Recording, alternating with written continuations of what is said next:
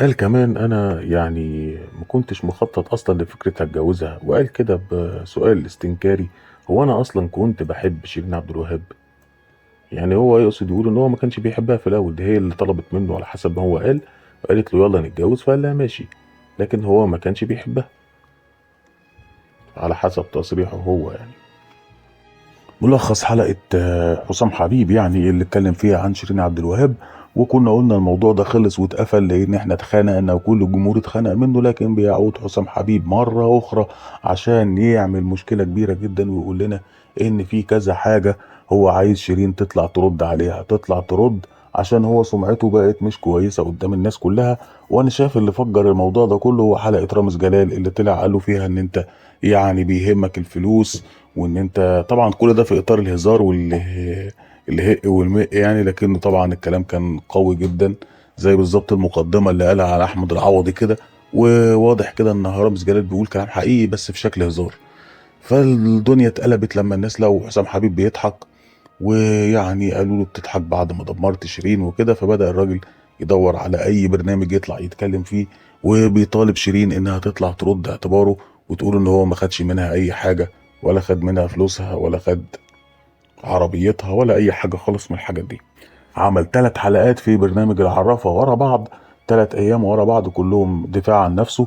بس بصراحة الناس شافت ان هو بيهاجمها بشكل من تحت لتحت كده، وبعض الاحيان برضو بشكل مباشر وبيفتح النار عليها، وبيقول ان هي يعني حتى لو صوت مصر انا غير جنسيتي تاني يوم لو سلوك لو يعني صوت مصر بالسلوك اللي هي فيه شيرين عبد الوهاب.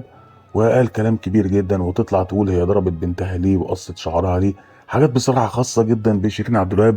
احنا ملناش دعوه ان احنا نعرفها يعني تقص شعرها ولا ما تقصش شعرها، احنا مالنا. يعني طبعا هو هيبقى حاجه وحشه جدا بين ام وبنتها ان يبقى في عقاب بالمنظر ده، لان عقاب وحش قوي. ولكن احنا ايه قصتنا في الموضوع ده؟ انا مش فاهم ايه الحكايه، وهو يفضل يضغط عليها لحد امتى عشان تطلع تقول ده ما سرقنيش او سرقني؟ او طب نفترض انها طلعت وقالت سرقني، ايه هيقول ايه هو؟ يعني هو بيقول ان هو عنده ادله هيبدا ينشرها لو هي قالت يعني تاكيد ان هو سرقها، او ما طلعتش، ومحدش عارف هو هيطلع يعمل ايه اساسا. وهل قانونا هينفع يطلع يقول اي حاجه تمس سمعه شيرين مثلا ومش هيترد عليها ببلاغ؟ انا شايف ان في تخبط جامد جدا من حسام حبيب، ويعني طريقه ما يتهيأليش انها هتجيب نتيجه. اما فكره ان اهله متضايقين من اللي هو يعني عامله، او من السمعه بتاعته حاليا انه خد فلوس شيرين والكلام الاخراني ده، فانا شايف بصراحه ان سبب المصايب دي كلها هي حلقه رامز جلال.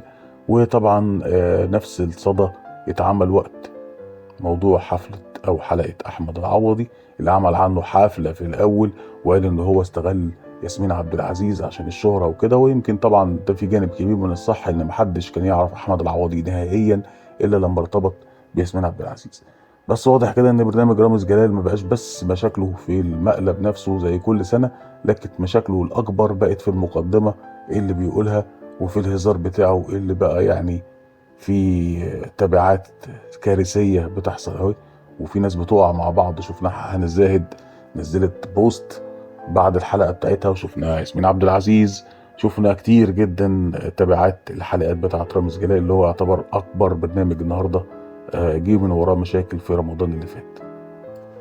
كان دايما البرامج الحواريه بتاعت بسمه وهبه وغيره هي اللي بتعمل مشاكل وخلافات جامده جدا، لكن واضح البرنامج ده بعد بالذات حلقه حسن شاكوش وطليقته السنه اللي فاتت بدا يعمل بقى النهج ده، انه الحلقات بتاعته تبقى يعني بدايه لخلافات وكوارث وناس بتقع في بعض. وصراحه بقى كده اسوأ محتوى ممكن تشوفه في حياتك هو برنامج رامز دلوقتي.